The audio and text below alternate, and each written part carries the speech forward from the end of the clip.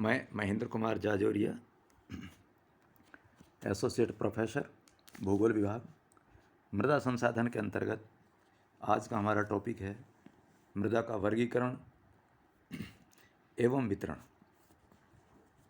विश्व में मृदा वर्गीकरण एवं मृदा विज्ञान के विकास में रूसी विद्वान अग्रणी रहे हैं। 18वीं शताब्दी में सर्वप्रथम रूसी विद्वानों द्वारा स्पष्ट किया गया कि मृदा सेल स्तरों का अपक्षयित रूप है।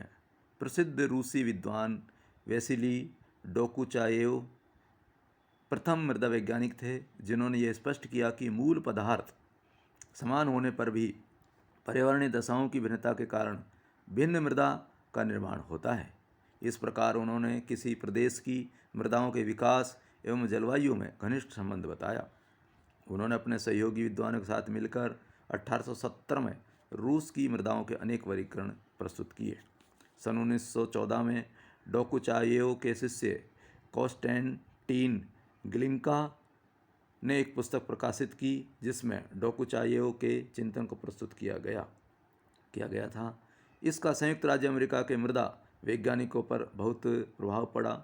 20वीं शताब्दी के चौथे दशक में मार्बुत नामक अमेरिकी मृदा वैज्ञानिक ने विस्तृत क्षेत्रीय अध्ययन के उपरांत प्रथम आनुवांशिक मृदा वर्गीकरण प्रस्तुत किया, जिसे मृदा वर्गीकरण व्यापक तंत्र की योजना के नाम से जाना जाता है।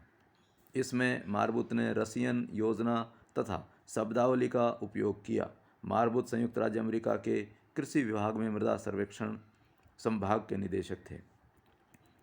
इनके द्वारा तैयार मृदा वर्गीकरण की रूपरेखा सर्वप्रथम सन 1938 में प्रकाशित हुई, जिसे 1940 में पुनः संशोधित रूप में प्रस्तुत किया गया।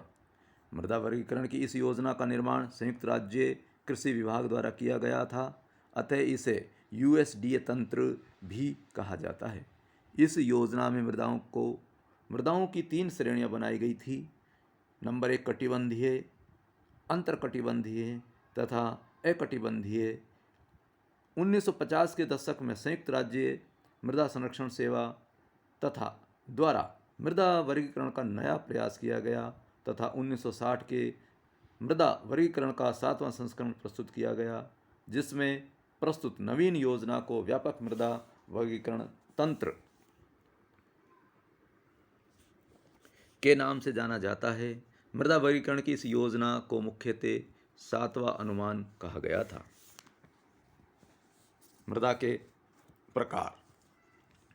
सर्वप्रथम 1938 में संयुक्त राज्य कृषि विभाग ने विस्तृत अध्ययन कर संपूर्ण पृथ्वी पर पाए जाने वाली मृदाओं को 3 वर्गों में विभक्त किया, जो निम्नलिखित हैं। नंबर 1 कटिबंधीय मृदाएं। ये मृदाएं वनस्पति एवं जलवायु के लंबे प्रभाव से पूर्ण विकसित होती हैं। इसमें विश्व की प्रमुख मृदा वर्ग सम्मिलित हैं। इनका वितरण भी जलवायु वनस्पति प्रदेशों के अनुसार ही मिलता है। मूल सेलों के क्षेत्र में विकसित होने के कारण इन मृदाओं का पार्श्व चित्र आदर्श रूप में परिलक्षित होता है। इसी कारण इन्हें पारसिक मृदा भी कहते हैं। इनका निर्माण सुप्रवाहित दशाओं में होने से अच्छी तरह विकसित हो जाता है। ये मिट्टियाँ 3 प्रकार की होती हैं। नंबर 1 पेडाल्फर। पेडोल्फर शब्द अंग्रेजी के 3 अक्षर समूहों पैड, एल, फे का मेल है, जिनका अभिप्राय क्रम से पैड मृदा, एल एल्युमिनियम, फे लोहांश होता है। इस मृदा में एल्युमिनियम एवं लोहांश की मात्रा अधिक पाई जाती है।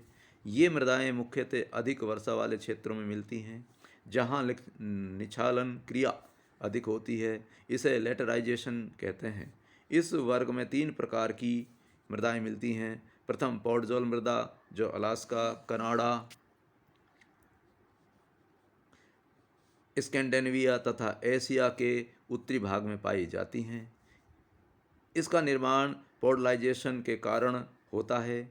यह ऐसी क्रिया है जिसमें शीत आर्द्र प्रदेशों में तापमान कम होने पर वृक्षों की पत्तियों के सड़ने गलने के कारण ह्यूमिक अम्ल बनते हैं तथा अपलाक्षण क्रिया द्वारा लोहा एवं एल्युमिनियम मृदा के बीज संस्तर में चले जाते हैं तथा मृदा के ऊपरी संस्तर में सिलिका की प्रधानता हो जाती है। फलस्वरूप मृदा का रंग भूरा हो जाता है। द्वितीय पौडजोलिक मिट्टी होती है जो पौडजोल मिट्टी के दक्षिण में पाई जाती है। यहाँ उत्तरी भाग की अपेक्षा पॉडलाइजेशन कम होता है तथा जीवाणु अधिक सक्रिय रहते हैं, अतः इनमें जीवांश पर्याप्त मात्रा में मिलते हैं। तीसरी मृदा लेटराइट है जो उष्ण आर्द्र क्षेत्रों में मिलती है जहाँ लेटराइजेशन की क्रिया होती है। इस क्रिया में अपलाक्षण द्वारा मृदा की ऊपरी सतह से सिलिका एवं जीवांश आदि तत्व अपवहन द्वारा नीचे जाकर विनिक्षेपण क्रिया द्वारा जमा हो जाता है तथा ऊपरी सतह पर केवल लोहा एवं एल्युमिनियम शेष बच जाते हैं। इस क्रिया से मृदा अनुपजाऊ होती है। यह भूमध्य रेखीय क्षेत्र में अधिक मिलती है। यह रबर की कृषि के लिए उपयुक्त है। Number 3, pedocal. पेडोकल मृदाओं में कैल्शियम की मात्रा अधिक होती है। ये मृदाएं मुख्य रूप से शुष्क एवं अर्धशुष्क प्रदेशों में मिलती हैं। इन क्षेत्रों में वर्षा की अपेक्षा वाष्पीकरण की दर अधिक होती है। फलस्वरूप क्रिया द्वारा कैल्शियम ऊपर पहुंच जाता है। इस वर्ग में छोटे घास वाले क्षेत्रों में विकसित चरनोजम, अत्यंत शुष्क क्षेत्रों में मरुस्थलीय तथा इनके मध्य पाई जाने वाली भूरी स्टेप्स मृदाओं को सम्मिलित किया जाता है। नंबर 3, टुंड्रा मृदा। ये शीत प्रदेशों की बहुत कम विकसित मृदाएं होती हैं। यहाँ जीवाणुओं की सक्रियता भी कम नहीं होती है तथा ये उपजाऊ नहीं होती हैं। नंबर 2, अंत्यकटिबंधीय मृदाएं। ये मृदाएं परिस्थितियों में बनती हैं जिन पर जलवायु तथा वनस्पति की तुलना में अन्य तत्वों का अधिक प्रभाव होता है, अतः इनका वितरण किसी विशेष जलवायु प्रदेश के नियंत्रण से बाहर होता है। इसमें सर्वाधिक जमाव मूल पदार्थ तथा जल प्रवाह का पड़ता है। ये मृदाएं कटिबंधीय क्षेत्रों में बिखरी हुई मिलती हैं, जिस कारण इन्हें अंत्यकटिबंधीय कहते हैं। इस वर्ग में उपजाऊ एवं अनुपजाऊ दोनों प्रकार की मृदाएं होती हैं। इन मृदाओं में प्रवाह व्यवस्थित नहीं होने से जलक्रांता की स्थिति बन जाती है। फलस्वरूप घुलनशील लवण तथा चूने की मात्रा बढ़ जाती है।